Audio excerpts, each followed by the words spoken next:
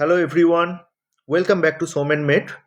Today in Pathology Series Lecture 2, we are going to discuss one of the most important topic in pathology, necrosis.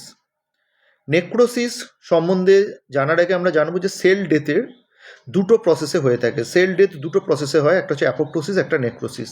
R necrosis কিন্তু always আমাদের মনে রাখতে হবে, necrosis কিন্তু একটা severe ইনজিওরি যদি হয়ে থাকে তার কিন্তু কনসিকোয়েন্স। সিভিয়ার ইনজুরি না হলে কিন্তু কখনোই আমরা বলতে পারবো না যে নেক্রোসিস হবে। নেক্রোসিস কিন্তু সিভিয়ার ইনজুরির জন্য হয়, এবং মেন কজ যদি ধরা হয় তাহলে একটা অক্সিজেনের ডেপ্রিভেশন বা অক্সিজেন ডেফিসিয়েন্সি হওয়া, যেটাকে আমরা দেখতে পাচ্ছি এখানে যে ইস্কেমিয়া বলা হয়েছে। হাইপক্সিয়া মানে সেলেতে অক্সিজেন পৌঁছাচ্ছে না কোনো কারণে, সেলুলার অক্সিজেন লেভেল কমে যাচ্ছে, সেটা হচ্ছে হাইপক্সিয়া, যেখানে অক্সিজেন লেভেল ডিক্রিজ করছে। আর একটা হচ্ছে অ্যানিমিয়া। তো এগুলো হচ্ছে মেন কারণ, কিন্তু আমাদের মনে রাখতে হবে যে কোনো জায়গায় যদি কোনো ইনজুরি হয়, কোনো জায়গায় কোনো সিভিয়ার ইনজুরি হয় কোনো জায়গাতে, তাহলে কিন্তু এই সমস্যাটা আমরা দেখতে পাবো যে নেক্রোসিস হচ্ছে।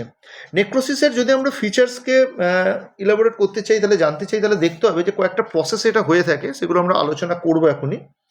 তার মধ্যে একটা অন্যতম প্রসেস হচ্ছে যে সেলুলার প্রোটিনের ডিন্যাচুরেশন হয়ে যাওয়া। যে সেলুলার যে প্রোটিনগুলো থাকে সেগুলো ডিন্যাচুরেশন হওয়া।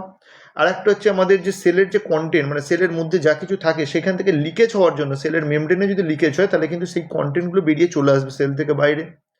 লোকাল একটা ইনফ্লামেশন হবে, বা কোনো এনজাইমেটিক ডাইজেশন হতে পারে। তো এই বিভিন্ন রকম প্রসেসের মাধ্যমে আমাদের দেখা যায় যে নেক্রোসিসটা হচ্ছে।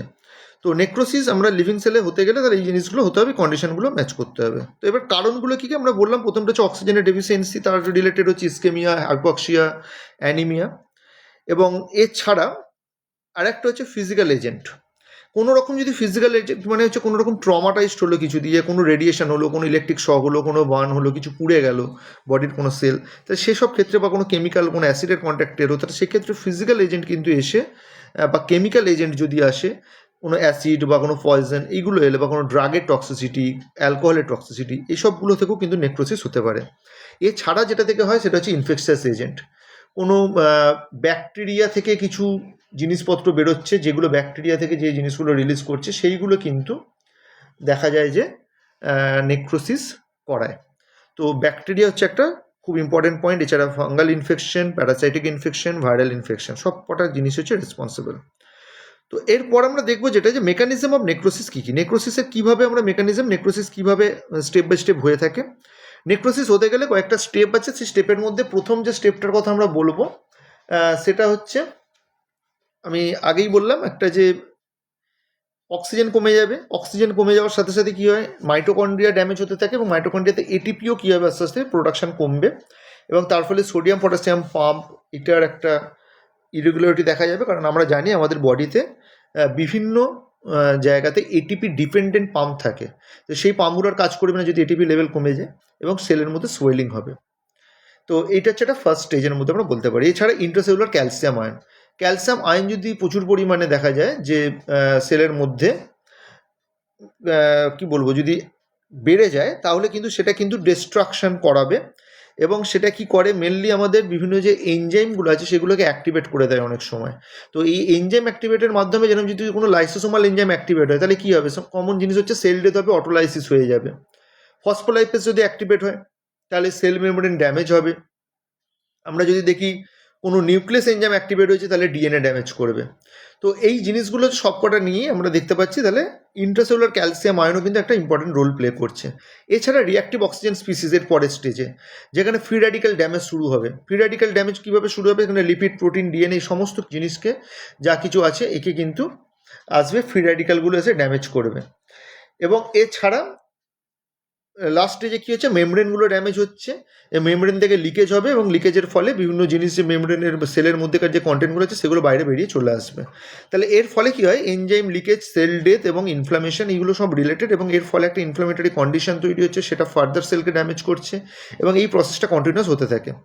এরপর আমরা যেটা দেখতে পাবো সেটা হচ্ছে মরফোলজি এবং সাইটোপ্লাজমিক চেঞ্জেস কী কী হয়। মেনলি হচ্ছে দেখা যায় এর একটা কমন ফিচার্স হচ্ছে আমাদের নেক্রোসিসের ক্ষেত্রে, যে ইওসিনোফিলিয়া কিন্তু একটা খুব কমন কন্ডিশন, এবং তার ফলে কি হচ্ছে, আরএনএ লস হয়ে যাওয়া, ডিন্যাচুরেশন, প্রোটিনের ডিন্যাচুরেশন হওয়া, এইগুলো কিন্তু হতে থাকে।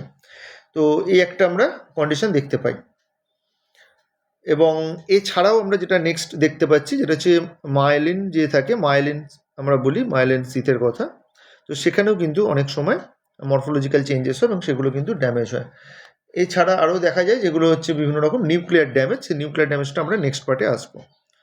তো এবার নিউক্লিয়ার যে চেঞ্জেসগুলো হচ্ছে কী কী হয়, ফার্স্ট হচ্ছে পিকনোসিসে যেখানে দেখা যাচ্ছে যে নিউক্লিয়ার সিঙ্কেজ হচ্ছে, ইনক্রিজ হচ্ছে, বেসোফিলিয়া বাড়ছে এবং ক্রোমাটিন যে কনডেন্স হয়ে যাচ্ছে, ক্রোমাটিনগুলো কী হয়ে যায়, কনডেন্স হয়ে যায়। কনডেন্স হয়ে যাওয়া মানে আস্তে আস্তে একটা জায়গাতে জড়ো হয়ে যাচ্ছে এবং এর ফলে কিন্তু হবে নিউক্লিয়াসটা ছোট হয়ে যাওয়ার ফলে বা নিউক্লিয়ার পার্টটা সিঙ্কেজ হওয়ার জন্য এই পিগনোসিসে নিউক্লিয়ার একটা চেঞ্জ দেখা গেল। এরপরে হচ্ছে ক্যারিওরেক্সিস। ক্যারিওরেক্সিসে দেখা যায় যে পিগনোটিক নিউক্লিয়াস যেটা সেটা ফ্র্যাগমেন্টেড হয়ে যাচ্ছে, ছোটো ছোটো ভাগে ভাগ হয়ে যাচ্ছে, আমরা দেখতে পাচ্ছি এখানে ছবিতে। এবং তারপরে হচ্ছে ক্যারিওলাইসিস, যেখানে কি হয় এইগুলোকে এনজাইমেটিক ডিগ্রেডেশন হয়ে যায় এবং তার ফলে কী হয় নিউক্লিয়াসটা টোটালি একদম ডিসঅ্যাপিয়ার হয়ে যায়, নিউক্লিয়াসটাকে আর কিন্তু পাওয়া যায় না। ঠিক আছে, তো এইভাবে আমরা দেখতে পাচ্ছি কয়েকটা চেঞ্জেস এখানে হচ্ছে। তো এগুলো আমাদের খুব ইম্পর্টেন্ট চেঞ্জেস, এগুলোকে একটু মাথায় রাখতে হবে, পরীক্ষার সময় কিন্তু প্রশ্ন আসে। আচ্ছা, এখান থেকে একটা জিনিস আমি বলে দিই, যদি এক্সামে অনেক সময় কোশ্চেন বা ভাইভাতে অনেক সময় প্রশ্ন দেয় যে ইস্কেমিয়ার সব থেকে মেজর কজ কী, সব থেকে বড় কজ কী, সব থেকে বড় মেজর কজ হচ্ছে ইস্কেমিয়া। ঠিক আছে, সরি মানে নেক্রোসিসের কজ হচ্ছে ইস্কেমিয়া। ঠিক আছে, এইটা আমাদের কিন্তু একটু মাথায় রাখতে হবে, পরীক্ষায় জিজ্ঞেস করলে আমাদের যাতে বলতে পারি আমরা। নেক্সট পার্ট হচ্ছে আমাদের, আচ্ছা এখানে আরেকটা কথা বলেছেন যে with 1 to 2 days nucleus in the necrotic cell totally disappear, 1 থেকে 2 দিনের মধ্যে ডিসঅ্যাপিয়ার। হচ্ছে টাইপস অফ নেক্রোসিস, খুব ইম্পর্টেন্ট, আমরা টাইপস অফ নেক্রোসিসে যাবো। টাইপস অফ নেক্রোসিসের মধ্যে ফার্স্ট যে নেক্রোসিসটাকে পাবো সেটা হচ্ছে আমাদের কোয়াগুলেটিভ। ঠিক আছে, আমরা নেক্রোসিস পড়ার সময় আমাদের কয়েকটা জিনিস মনে রাখতে হবে যে আমরা একটা সেলের মধ্যে কটা জিনিস থাকে, সেলের মধ্যে একটা সেলের একটা প্রথম হচ্ছে আর্কিটেকচার, যদি আমরা বলি সেলের মেমব্রেন একটা, ভেতরে কিছু সাইটোপ্লাজমিক পার্ট এবং একটা নিউক্লিয়ার পার্ট, তাহলে তিনটে জিনিস নিয়ে তৈরি। তো এখানে আমরা দেখা যায় যে সেলের যে আর্কিটেকচার পার্টটা কিন্তু থাকে, আর্কিটেকচার পার্টটা কিন্তু এখানে ঠিকঠাক থাকে এবং এই জন্য এইটাকে বলা হয় টমস্টোন অ্যাপিয়ারেন্স বলে। এই শুধুমাত্র যে আর্কিটেকচার পার্টটা থাকে এবং ভেতরের কোনো জিনিস থাকে না সেলের মধ্যে এই কোয়াগুলেটিভ নেক্রোসিসে, তাই জন্য একে বলা হয় টমস্টোন অ্যাপিয়ারেন্স। এই কথাটা আমাদের মাথায় রাখতে হবে, এখানে নোট দেওয়া নেই কিন্তু টমস্টোন অ্যাপিয়ারেন্স কথাটা মাথায় রাখতে হবে, এটা কিন্তু পরীক্ষার সময় প্রশ্ন দেয়।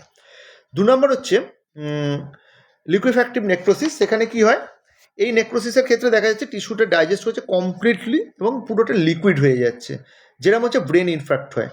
মানুষ মারা যাওয়ার পর যদি ব্রেনকে যদি ঠিক করে বডিকে প্রিজার্ভ করা না হয় তাহলে ব্রেনে কিন্তু দেখা যায় যে এরকম অনেক সময় লিকুইডিফাই হয় এবং ব্রেনেতে কিন্তু লিভিং কন্ডিশনে যদি নেক্রোসিস হয় তাহলে ব্রেনকে পুরো কিন্তু লিকুইডিফাই করে দেবে। তো এই লিকুইডিফিকেশন ব্যাপারটা হয়ে থাকে এবং সেন্ট্রাল নার্ভাস সিস্টেম হাইপক্সিয়ার কারণে এটা হয় লিভিং কন্ডিশনে এবং টিস্যুগুলো ডাইজেস্ট হয়ে যায়।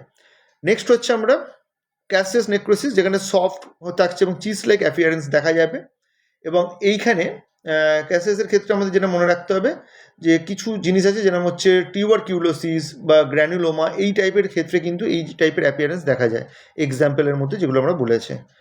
এছাড়া হচ্ছে ফ্যাট নেক্রোসিস। ফ্যাটের নেক্রোসিস সব থেকে বড় এক্সাম্পল হচ্ছে প্যানক্রিয়াটাইটিস। অ্যাকিউট প্যানক্রিয়াটাইটিসের ক্ষেত্রে ফ্যাট নেক্রোসিস দেখা যায়। ফ্যাট নেক্রোসিস কিন্তু অ্যাকিউট প্যানক্রিয়াটাইটিসে দেখা যায় এবং আর একটা এক্সাম্পল কিন্তু মনে রাখতে হবে, প্যানক্রিয়াটাইটিস কিন্তু দুটো কারণে হতে পারে। ঠিক আছে, তো সেটা একটা হচ্ছে লিকুইফ্যাক্টিভ নেক্রোসিস হতে পারে, আর একটা হতে পারে পেরিপ্যানক্রিয়াটিক ফ্যাট যেগুলো থাকে সেইগুলো ডাইজেস্ট হয়, কারণ লাইপেজ এনজাইম অ্যাক্টিভেট হয়ে যায় বেশি পরিমাণে, তার ফলে কিন্তু এই ফ্যাট নেক্রোসিস দেখা যায়। এখানে কিন্তু এনজাইমেটিক অ্যাক্টিভেশনটা খুব ইম্পর্টেন্ট, এনজাইমগুলো অ্যাক্টিভেট হয় মেনলি লাইপেজ এনজাইম অ্যাক্টিভেট হয় কিন্তু প্যানক্রিয়াসের ক্ষেত্রে, মানে প্যানক্রিয়াটাইটিসের ক্ষেত্রে প্যানক্রিয়াসকে অনেকটা নেক্রোসিস করে এবং টিস্যুটাকে ড্যামেজ করে। এরপরে একটা লাস্ট পার্ট পাচ্ছি আমরা, যেটা হচ্ছে ফাইব্রিনয়েড। ফাইব্রিনয়েডের মধ্যে কি হচ্ছে, এখানে ইমিউনো কমপ্লেক্স হচ্ছে যেগুলো ডিপোজিট হচ্ছে ভেসেল ওয়ালে, মেনলি এরা কী করে এন্ডোথেলিয়াল সেলকে ইনজিওর করে এবং ইমিউনো কমপ্লেক্স ফর্মেশনের মাধ্যমে, এবং তার ফলে সেগুলো কী করে এবং ডিপোজিশন হয় বিভিন্ন প্লাজমা প্রোটিনে ভেসেল ওয়ালে, এবং এগুলো দেখা যায় সাধারণতভাবে কিছু ক্ষেত্রে যেরকম হচ্ছে আমরা বলতে পারি যদি যদি দেখা যায় যে হাইপার টেনশন কারোর হচ্ছে, কোনো কারণে হাইপার টেনশন যেটা কন্ট্রোল হচ্ছে না, আমরা দেখতে পাচ্ছি কিছু পেশেন্ট আছে যাদের হাইপার টেনশন হয়তো কন্ট্রোল হচ্ছে না, তাদের ম্যালিগন্যান্ট হাইপার টেনশন, তো সেক্ষেত্রে এটা কিন্তু একটা দেখা যায় এই টাইপের কন্ডিশন হয়ে থাকে, এবং টাইপ 3 হাইপার সেন্সিটিভিটি রিয়াকশানের ক্ষেত্রেও কিন্তু এটা হয়। ঠিক আছে, তো এই কটা আমরা জিনিস বুঝলাম। এছাড়া আর একটা জিনিস হয় যেটাকে আমরা বলে থাকি, সেটা হচ্ছে গ্যাংগ্রিন ফর্ম করা। গ্যাংগ্রিনের মধ্যে দু রকমের গ্যাংগ্রিন দেখা যায়, একটা হচ্ছে ড্রাই আর একটা হচ্ছে ওয়েট। ড্রাই গ্যাংগ্রিন হচ্ছে কোয়াগুলেটিভ, আর ওয়েট হচ্ছে আমাদের ইনফেকশন জনিত যদি কোনো কিছু হয়ে থাকে সেটা হচ্ছে ওয়েট গ্যাংগ্রিন। এবার ক্লিনিক্যাল ইম্পর্টেন্স কি, আমরা তো বুঝলাম সব কিছু হচ্ছে, ক্লিনিক্যালি আমরা এটাকে কীভাবে বুঝবো বা কী টেস্ট করবো। যদি আমরা দেখা যায় প্যাঙ্ক্রিয়াটাইটিস হচ্ছে তাহলে অ্যামাইলেস টেস্ট করতে হবে। লিভার ইনজুরি হলে আমরা এসজিপিটি এসজিওটি করবো, বা লিভার ফাংশন টেস্ট পুরোটা করা যেতে পারে, এবং ট্রোপোনিনকে করা হয় মায়োকার্ডিয়াল ইনফেকশনের ক্ষেত্রে। তো এইগুলো থেকে আমরা বুঝতে পারি। এরপর হচ্ছে নেক্রোসিস অ্যাপোপ্টোসিসের একটা বেসিক ডিফারেন্স আমরা একটু দেখে নেবো যে কী কাকে বলছে। নেক্রোসিসের ক্ষেত্রে আমরা দেখছি এটা প্যাথোলজিক্যাল কন্ডিশন, অ্যাপোপ্টোসিস হচ্ছে কিন্তু ফিজিওলজিক্যাল কন্ডিশন। অ্যাপোপ্টোসিস নর্মাল একটা টাইমের পর হবেই একটা সেলে। প্লাজমা মেমব্রেন ড্যামেজ হয়ে যায়, রাপচার হয়ে যায় নেক্রোসিসে, এখানে কিন্তু ইনট্যাক্ট থাকে। এখানে কিন্তু সেল সাইজটা অ্যাপোপ্টোসিসে কমে, এখানে কিন্তু সেল সাইজ সোয়েলিং হয়। নেক্রোসিসে সেল সাইজ কিন্তু সোয়েলিং হয়ে বেড়ে যায়, কিন্তু অ্যাপোপ্টোসিসে কী হয়, কমে যায়। এবং ইনফ্লামেশন কিন্তু নেক্রোসিসে থাকে, অ্যাপোপ্টোসিসে ইনফ্লামেশন কিন্তু একদমই অ্যাবসেন্ট থাকে। এবং আর একটা জিনিস আমরা মনে রাখবো যে এনার্জি বা এটিপি যে থাকে, এটিপির পরিমাণ কিন্তু নেক্রোসিসে কমে যাচ্ছে, কিন্তু অ্যাপোপ্টোসিস প্রসেসটা কিন্তু এটিপি ডিপেন্ডেন্ট প্রসেস। তো এইগুলো আমরা মোটামুটি মনে রাখবো। এবং তার সঙ্গে এনজাইমেটিক লিকেজ কোথায় দেখা যায়, আমরা নেক্রোসিসে দেখতে পাই, অ্যাপোপ্টোসিসে এনজাইমেটিক লিকেজ আমরা দেখতে পাই না। তো এই জিনিসগুলো যদি আমরা মনে রাখি তাহলে আমাদের মোটামুটি একটা আইডিয়া হবে। আমরা নেক্সট ক্লাসে এরকম আরও কিছু জিনিসপত্র নিয়ে আসবো। আশা করি নেক্রোসিস সম্বন্ধে যেটুকু যা আছে পুরোটা আমাদের ক্লিয়ার হলো। যদি তোমাদের এই রিলেটেড কোনো কমেন্ট থাকে তোমরা অবশ্যই কমেন্ট করো কমেন্ট সেকশানে, আমি ডেফিনেটলি চেষ্টা করবো সেগুলো অ্যান্সার করার, এবং যদি আরও কিছু নেক্সট ভিডিও আনতে সেগুলো আমি নিয়ে আসবো। তো এইভাবে আমরা প্যাথোলজি সিরিজ চলতে থাকবে, একটা একটা করে চ্যাপ্টার নিয়ে আসবো, এবং খুব সহজ ভাষায় আমরা চেষ্টা করবো এগুলোকে বোঝার।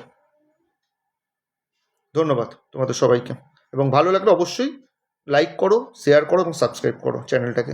যত সাবস্ক্রিপশন বাড়বে, যত তোমরা শেয়ার করবে, ভিউ আসবে, আমারও কিন্তু ভিডিও করার, নতুন নতুন ভিডিও দেওয়ার কিন্তু একটা উৎসাহ তৈরি হবে। ধন্যবাদ প্রত্যেককে।